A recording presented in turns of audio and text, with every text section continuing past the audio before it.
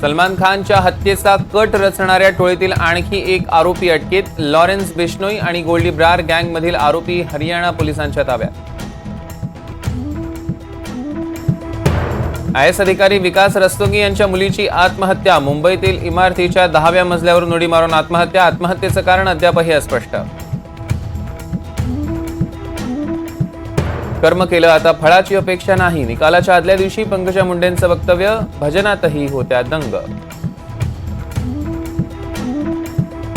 मुंबई पदवीधर आणि शिक्षक मतदारसंघासाठी भाजपचे उमेदवार जाहीर. किरण शेलार, निरंजन डावखरे आणि शिवनाथ दराडेंना उमेदवारी.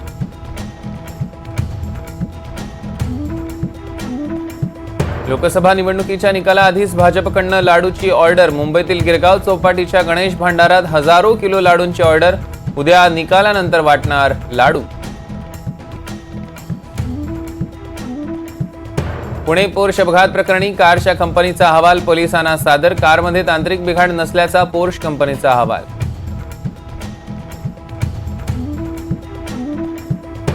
रत्नागिरी जिल्ह्यात पुढील 3 दिवस पावसाचा येलो अलर्ट. विजांच्या कडकडाटासह जोरदार पावसाचा हवामान खात्याचा इशारा. ताशी 30 ते 40 किलोमीटर वेगाने वारे वाहण्याची शक्यता.